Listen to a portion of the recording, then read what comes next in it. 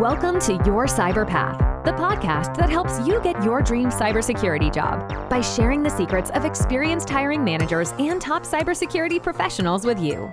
Now, on to the show. Hi, everybody. Welcome. This is Your Cyber Path.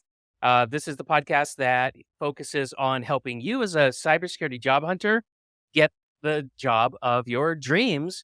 And I'm Kip Boyle. I'm here with Jason Dion, and we're happy that you joined us today. Before we get into the topic, I've been dying to ask Jason a question about this artificial intelligence tool that was released a little while ago called ChatGPT. And, I know that I've been playing with it. He's been playing with it. And one of the things I've been asking myself is, how are tools like this going to help the folks who listen to your cyber path? And so, Jason, I'm going to let you go first. Welcome to the show. But what do you think? How's this going to help people? Yeah, I love ChatGPT and the whole idea of this generative AI where the AI can create new things. And that's really, it started out with the DALL-E, with the image creation, and then they moved to ChatGPT, which is basically a general knowledge database. And I find it to be really, really useful, especially when you're doing things that are tied to certifications, tied to things you'd use on a daily basis. Being able to write things and create a first draft of reports or any explanations you may need to come up with. It does a really good job of all of those type of things. So personally, I'm using ChatGPT a lot as I am outlining courses, as I'm writing scripts, as I'm creating exam questions, all sorts of stuff like that. I'm able to use ChatGPT for. One of the things I've heard a lot of people say is, oh no, ChatGPT is going to take my job, right? What do you think about that, Kip? Do you think this AI is going to replace us? Possibly in the far-flung future. I don't know. That's a little murky, but I'll tell you what I think is what the situation is for the next, let's say, 3 years, okay? Because it's hard to look past that. I think of ChatGPT as like VisiCalc, okay? So way back in the mists of time when personal computers first started showing up in the 1980s, one of the killer apps was this spreadsheet program called VisiCalc, and it took spreadsheets off of paper and whiteboards, which is where people used to do all that work, and put it into a computer and automated it. And what happened was that if you were an accountant or an engineer, or somebody who was doing a lot of finance work, anybody using a spreadsheet had to learn how to do it in a computer, and they had to stop doing it on giant ledgers and wall-sized charts. They had to completely change the way they worked, because if they didn't, they were going to be left behind as other people automated, and the people using computers to do spreadsheets were going to get results faster. They were going to be able to generate more scenarios than people using manual tools.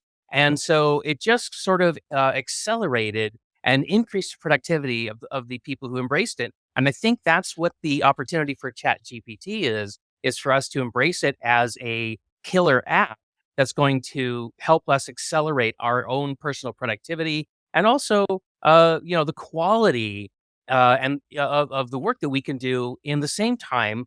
Like if I had an hour last year to write a script for a podcast, if I can use ChatGPT now, I can create just as good of a podcast episode in a fraction of the time, or I can take the rest of that time and I can invest it on making the script even better than I could have with working on my own with only an hour. So that's how I'm thinking of it. But does that pencil with you? Yeah, I think that's a really good way to look at it. And, when we look at different technologies that come out, there's always this question on whether or not it's a transition technology or a transformational technology, right? And what I mean by that is there are some things that are a transitional technology, right? For instance, when we used to sign for our mortgages, you had this big, thick packet of papers when you go and buy a house, and you sign everything, and you sit there with a pen and ink, and you sign it all, right? Well, and you used a lot to of have to that, go to a physical place. right? And you go to a physical place, right? And nowadays you can do all of that online with things like DocuSign or EverSign or any of those type of things, right? Yep. But that wasn't really a transformation as much as it was a transition. You took this paper thing and now it's this digital paper, and you sign it by clicking instead of signing it with your hand. Yeah. That's just moving it from one medium to another. Same thing if you look at tax preparation, right? When I was younger and I had my first job as a bag boy working for Whole Foods, I got a W-2 at the end of the year, and I got this, 1040 EZ form, which was a one-page form, and you filled out the little boxes, and you did the addition with a calculator, and you mailed that into the IRS with your check or to get your refund back. Well, TurboTax came along, and it was a transition technology. You're still filling out those forms, But then they started evolving over time where became this yes or no, and you started moving through, and it changed the process so that Hmm. anybody can do their taxes. Because I can tell you, the first version of TurboTax and the old QuickBooks and things like that, it really was just what did the paper look like? Now it's a digital form, fill out the blocks. Then Yeah. it got to this like questionnaire style thing where it was a different way, so Kind anybody of a can do it, wizard. and that's where we start getting these transformations that happen, right? So Netflix is no longer just a movie rental company; it's a movie production company, and the way they do streaming instead of DVDs, and all that has changed from the way they originally started out, and that was a transformation over time. And I see a Hmm. lot of these AI and ML technologies. They started out being very transitional, where it was how do I replicate what you're already doing in a faster, easier way, to now becoming more transformational, where they are creating new processes and new ways of doing things. And I Right. think ChatGPT is on the very starting of that transformation part. But the next version, when they get to GPT-4 and GPT-5 and GPT-6, it's going to be even better, even Yeah. faster, even more accurate and things like that. So, I the I tool is think going to that's get better. reasonable.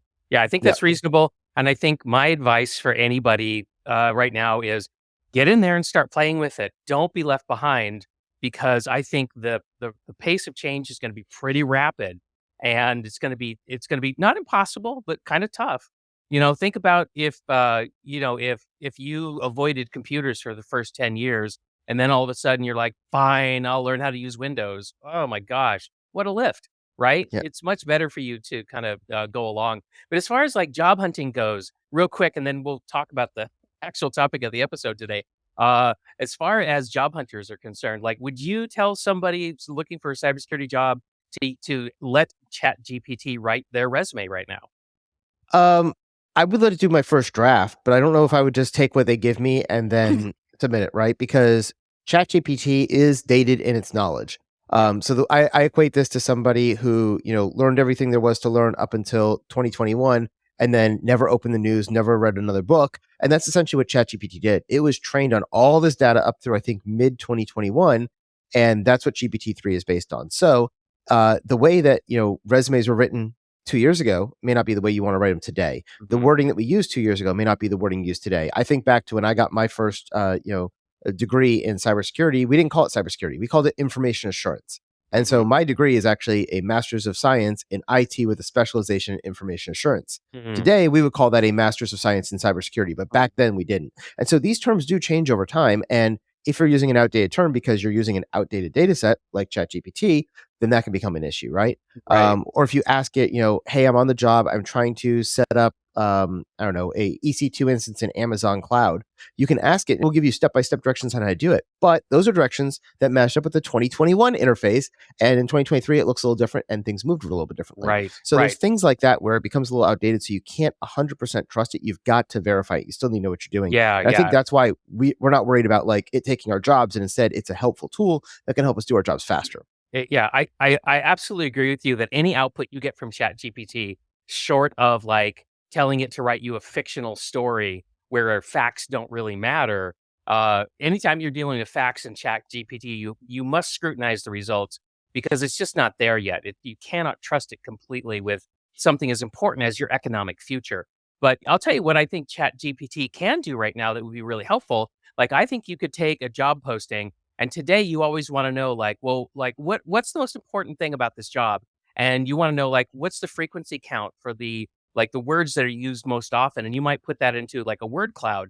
But I think you can feed that job description into Chat GPT and ask it, what's the highest frequency words? And have Chat GPT tell you, or have Chat GPT say, tell it like summarize this job in 100 words. And then let that kind of steer you to the essence of the job. So I just think of it as like something that can automate the kinds of analysis that I'm already doing, and and so I think it's pretty reliable for that. Yeah, another thing that I see it being really good for is being able to summarize large amounts of data, right? So if I say, "Hey, here's 1,500 word article," rewrite this into 300 words, and now I've cut it down what I need to read, by 1/5, so it's only Mhm. 20% of the size. ChatGPT does a great job of that. Conversely, I've given it the other way, where I say, "Hey, I'm currently writing a new course for Cloud Essentials, and that is something that is a very basic certification. So ChatGPT knows all the information for that type of a Right. certification. And so I can say, if I go and pull out the official textbook and in the textbook, there was a section on DevOps, right? How long should DevOps be in Cloud Essentials? Well, there's a lot of objectives that cover it, so you should think it should be a pretty hefty section. In the official CompTIA book, it is literally like 5 sentences. It's one paragraph.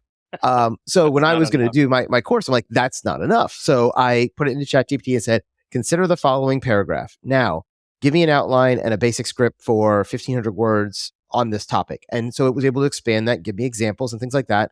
Now, was that exactly what I filmed? No, but that was like the 80% rough draft, and then I could spend some time doing it. So where it Yeah. used to take me an hour to write Yeah. a script, I can now write a script in 10 or 15 minutes because That's they gave me perfect. version 1 to start with. And in the Yeah. past, I've used humans to do that, and now I don't necessarily need a human to do it. I have this Uh-oh. ChatGPT system that can do it, right? Uh-oh. And Now so you that's really where you are start talking about where, you really are eliminating jobs, aren't you, Jason? well, no, in our case, it wasn't eliminating jobs. We were able to free up the time of those people to do other tasks that we needed that are higher level thoughts, right? Yeah. And Good. so it's allowed us to reuse people in higher level work the same way that we Love used it. to do with automations too, right? There's a lot Yep. of things that we used to have people clicking buttons and copying and pasting data from website into a spreadsheet. We now have automations that can scrape websites and put it all in there for us. And so Yeah. that eliminated those jobs, but that freed up those people to do better tasks where they're making more money and making the company more money Yeah. and all that kind of good stuff, More right? value. I So I love see it. there's higher value add there. The Yeah. last thing I would say with ChatGPT before we move into our topic of the day is that when you're using ChatGPT, a lot of people are using it and they think it's like Google. This is not what ChatGPT is used for. You don't want to go in there and say, what is The definition infrastructure as a of service, right? Yeah. You can go to Google for that. That's not what ChatGPT is for. Instead, you can talk to it just like you would a coworker. So when I want to get the best results, I actually tell it exactly what I'm looking for. So if I was going to ask Kip to write me a script, I would tell him, Kip, I want you to write me a script. It needs to be between 1,000 words and 1,500 words. It must cover this topic, and I want you to include these 5 terms that are really important. Yep. And then you can generate me a basic rough draft. But if I just say, write me 1,500 words on cloud security, it can be all over the place with That's what you're right. going to get. Instead, I want to be very Yeah. specific. I give it, if I can take the time to write 2 or 3 sentences and give it a good idea of what I want, it will give me back very good results. But if you just say, write 1,500 words on cloud security, it'll be all over the map. Yeah. No, that's called prompt engineering, by the way. Yep. That's the little turn of phrase. And I think that your ability to get ChatGPT to do what you need it to do will turn mostly on how you prompt it. And on that note, I'm just going to say that we are going to do a future episode on ChatGPT. I have a guest in mind, Jason, that I haven't had a chance to talk with you about yet. But this is a guy who published recently a Udemy course on prompt engineering for ChatGPT. I took his course. My mind is blown, and I think we should have him come on a future episode and talk all about how to do this. And I think it's going to be fantastic. But today, what we want to talk about is something called security design principles, and this is actually the beginning of a series of 10 episodes that we want to do. This is just today. We're just going to sort of introduce the topic.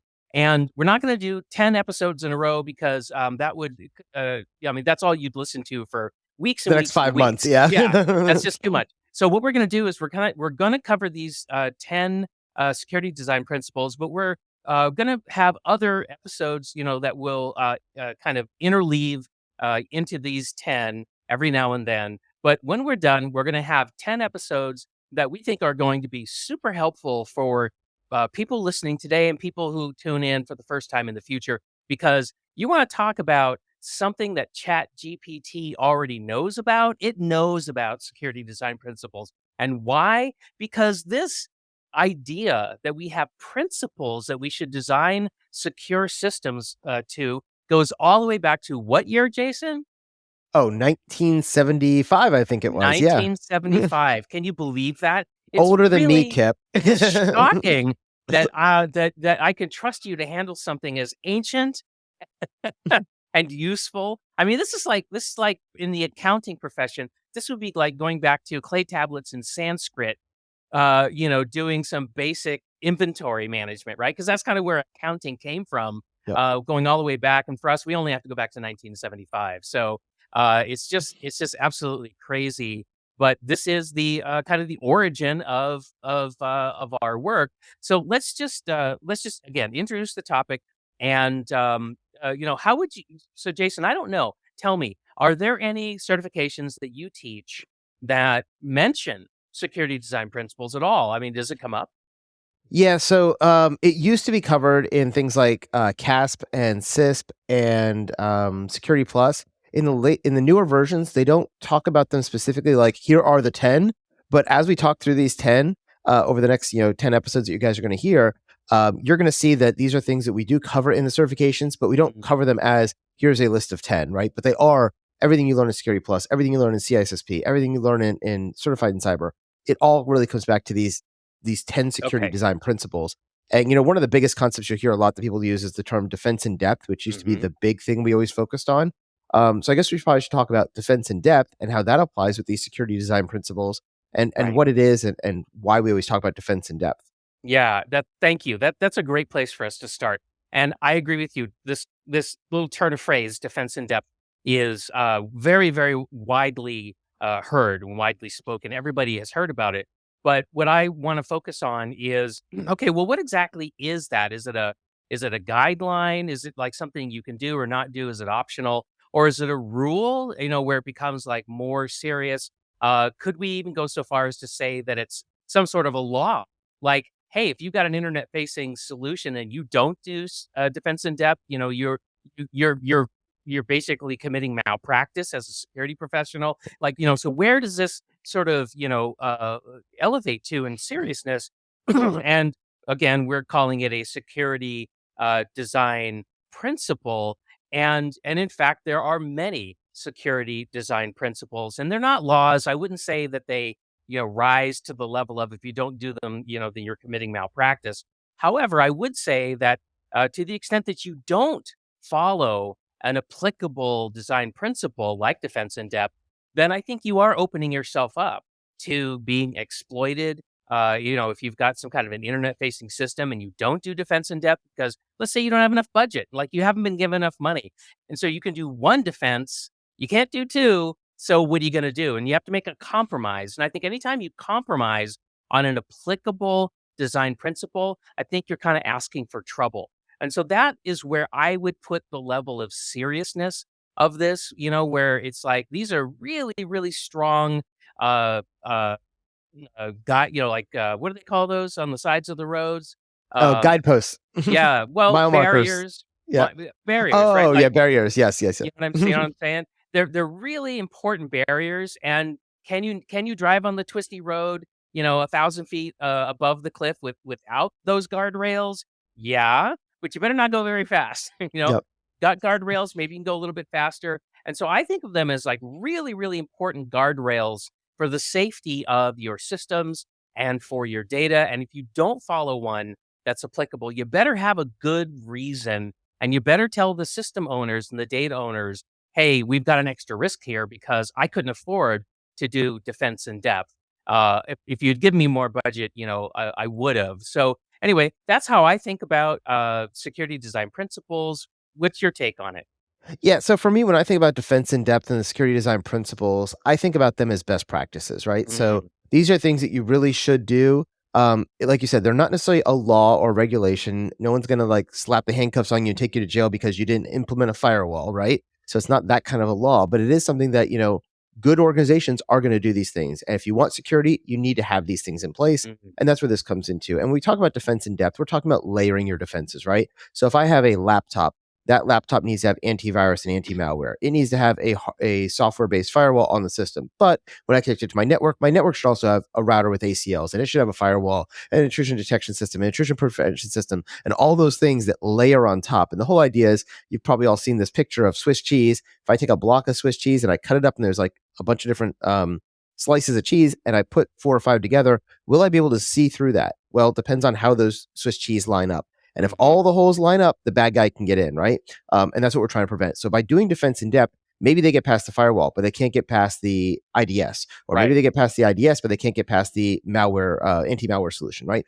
All of these things add additional things. And in the old days, we had that, really strong perimeter and really gushy inside of our networks. These days, because of deperimeterization, everybody has devices all over the place. We have to have a lot more defense in depth on each individual asset as well as the network as a whole. And so that's why I say these are kind of best practices. Yeah. The only side caveat I'd have to that, we say, is it a law necessarily, is that, well, it's not a law. You can still be legally held liable for not applying these best practices. And this actually goes back to an old court case. You want to talk about old things? We're talking 1975 principles here. When I'm talking court case, I'm talking about 1930s court case. There was a Okay. court case when radio first came out, Yep. and there was a boat that had $1 million worth of cargo going down the Mississippi River. They didn't have a radio on board. Storm came out of nowhere, hit them. They went aground. They lost the cargo. The owner of the cargo sued the shipping company and said, "Hey, you lost my cargo. I want my $1 million." And the shipping company goes, "No, no, not our problem. Act of God. We couldn't control it." Well, it went all the way to the Supreme Court. And the Supreme Court said, "Well, actually, no.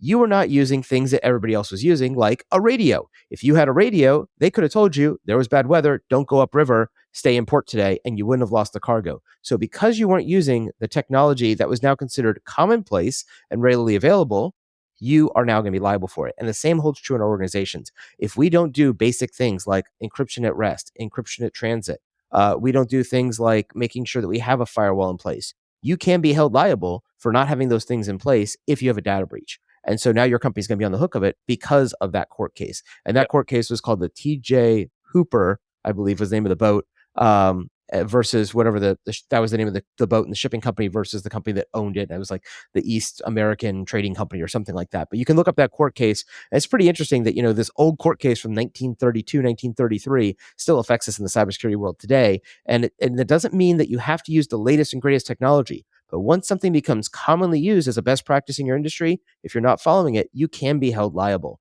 And so that is where that principle comes back to haunt you as a rule or a law that could be regulatory consequences.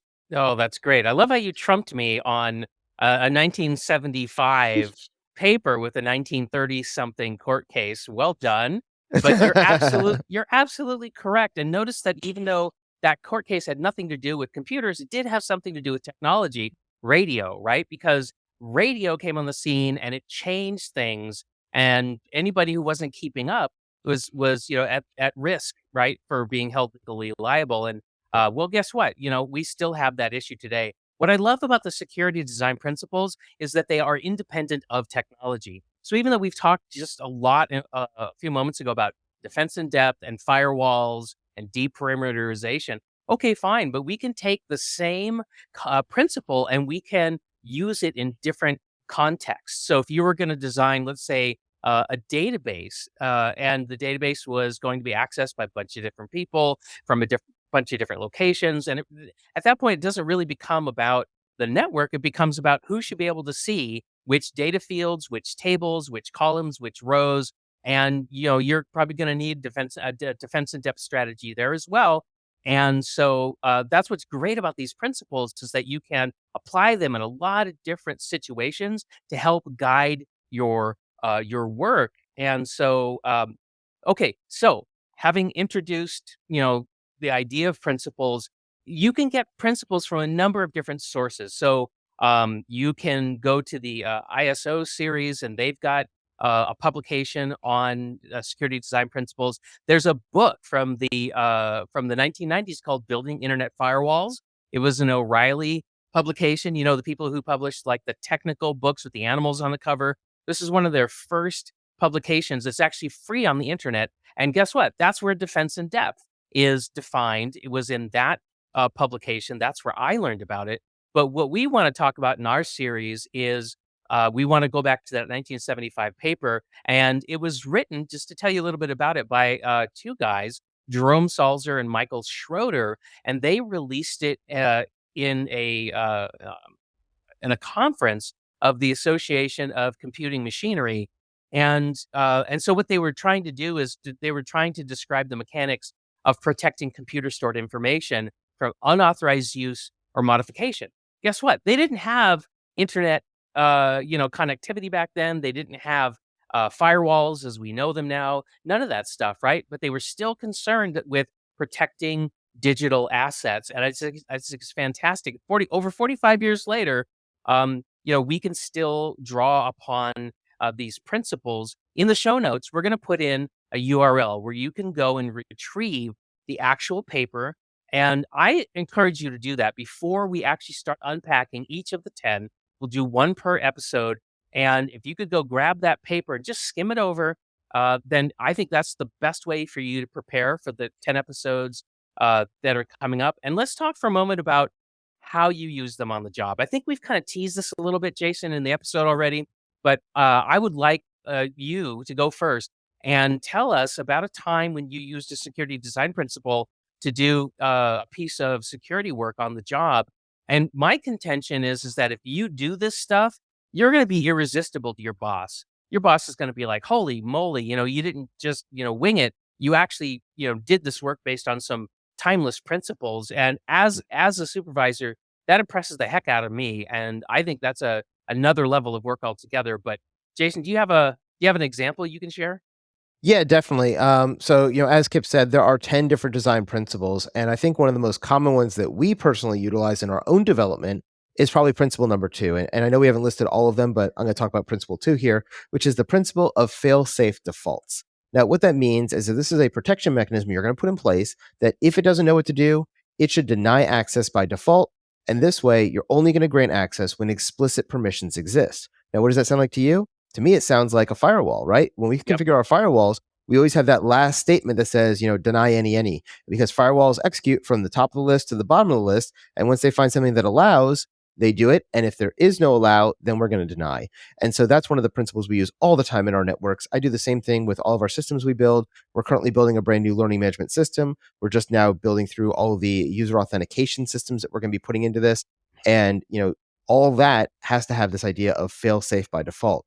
The idea if you're in a building and it uses mechanical locks, generally we do the opposite of that, right? Because if there's a fire and the power goes out, we don't want everybody to be locked in the building. So instead, we default open, which is a bad security design principle, but a good life saving practice. In our computer systems, we want to do it the opposite way. We want to close by default. Anytime you're not sure, lock it down. Yep. That's a great example. I'll give one. I think that I could probably give an example of every one of these principles that I've used on the job. But the one I'm going to focus on right now, real quickly, is least privilege. So when I started working as a chief information and security officer at an insurance company, I was just trying to learn the ropes. How do you guys do things here? How do we get things done? And one of the things that I was poking around at is if a new person comes on the job, because hey, I was a new person, they were provisioning accounts for me, and I asked them, I said, "Well, how do you know what privileges I need on the system, and how do you know which data I need access to?" And they said, "Oh, well, we'll just model you after somebody." And I go, "Well, what does that Yeah. mean?" And they said, "Oh, well, we'll just find somebody who kind of has the same sort of job that you do, like one of your peers, and we'll just give you everything that they have." And I was like aghast. Wait a minute. What if you pick the peer of mine who's been here for 20 years and worked their way up through the organization and along the way accumulated this, enormous set of privileges and accesses, and I'm the new person, and you just automatically give those all to me? I'm wildly overprivileged. And so that was one of the first things that I said, we're not doing that anymore. We're not doing model after. I get it. It's easy, it's convenient. And I know that I'll be able to get everything that I need to get. But oh my gosh, you're giving me way more than I need. And on a personal basis, I didn't want that because what if I made a mistake? What if I was in there doing something and I accidentally deleted something that I don't need to have access to for my job, but I blow it away anyway because I'm over permissioned? And so I felt like that really violated the principle of least privilege. Yeah, I can definitely relate to that. I've had many jobs over the years, working in around the military and the government, and most times when I came in, like for instance, one of my last jobs, I was an IT director, and they said, "Oh, hey, you're here. Great. Here's your account." And they went and found the person who I was replacing, and they basically copied their account and gave me all those same groups and permissions. And I'm starting to get emails for other things in other places because that person had been in that area for three different jobs at three different organizations, but they're all Mhm. still in the same network. And so as he moved from job to job, think about if you're in a large company and you worked in accounting and then sales and then marketing and then development, you grab all these permissions. So people always add new permissions because like, oh, I can't do my job, and they go, oh, no problem, let me add you to that group. But then they never think when you leave to take those permissions away. And so when they gave me all these permissions, I had all these permissions that he had. I was getting emails on every mailing list out there, and I'm like, whoa, this is not what I need. And I had to go through and say, okay, now take me out of this group and this group and this group. But most people don't, and so that does violate this idea of least privilege, and you get all these access rights that you probably shouldn't have had. Yep. Yep. Yep. Okay. Well, anyway, so again, we're going to be unpacking these 10 security design principles and these episodes that are coming up ahead. And we're really excited about this. We think this is really going to help you really outperform on the job. And so, any last words on this introductory episode, Jason? Yeah, the last thing I want to say as we wrap up this episode is that, this is one of the reasons why it's important is that you have to realize these different security design principles. So as you're building something and you're working out there, you can bake in security from the beginning. It's a lot easier if, as we're coding our new database, that we think about least privilege, if we think about how we're going to protect data at rest, if we think about how we're going to allow controlling access into and out of the database and all those things, as opposed to saying, here's an unsecured database, it's now in the network, now put up all the firewalls around it, now put up a web application firewall, now add authentication, now make it two-factor, now make it biometric, right? We add all these different things. And if you don't think about that up front, the cost associated with that development puts you behind schedule, puts you behind budget, and generally it costs 3 to 5 times more to do these security features at the end than it would be at the beginning. And I personally, as I said, we're building an LMS right now. We spent about 2 months building out the database structure that's going to host everything we're going to be doing to make sure that we had not just data at rest, but each individual field in the database that need to be protected would also be encrypted. For instance, if Kip bought a exam voucher from us, we need to make sure we're protecting not just Kip's name and his email, but also the voucher code that we sold him. Because if somebody else gets that code and uses it, Kip is going to be out his $400 and he's going to want me to replace that voucher, which then costs me an extra $400, right? So we were really, really concerned with security from the get-go of making sure that everything was being properly done. And so these security principles we're going to be talking about over the next 10 episodes of this series are really going to help you understand what the thing is. We'll give you examples of it, definitions of it, and unpack it, and how this applies to your role as a cybersecurity analyst or a pen tester or something else inside this world, because these are these timeless principles you always need to be thinking about. So that said, I hope you come back and join us as we go through this 10-part series and talk about each of the 10 principles and really dive into them in depth. With that being said, I want to thank you for joining us for another episode of Your Cyber Path. And, my call to action for you this week is that if you're not signed up for the mentor notes, go over to yourcyberpath.com. And on the front page, you'll see a place you can enter your name and your email and sign up for Kip's mentor notes. These mentor notes come out every 2 weeks with the episodes, and they're going to give you additional information that you can use in your career, whether that's information about the latest security breaches, whether that's information on design principles, or things you should be doing for your resumes, your negotiations, your interviews. All that kind of stuff is stuff that Kip has covered in the past with his mentor notes. They're completely free to you, 100%. We're not going to be, sending you a whole bunch of emails every day trying to spam your inbox. Instead, we only want to give you valuable content. They're short, they're digestible, and they're actionable. And so I do recommend going over to yourcyberpath.com and checking out those mentor notes today. You can sign up right there on the homepage. That being said, thanks again for joining us for another episode of Your Cyber Path, and we'll see you next time. See you next time, everybody. Thank you for listening to this week's episode of Your Cyber Path. Don't miss an episode. Press the subscribe button now. If you would like to learn more about how to get your dream cybersecurity job, then be sure to visit yourcyberpath.com, where you can access the show notes, search the archive of our top tips and tricks, and discover some fantastic bonus content.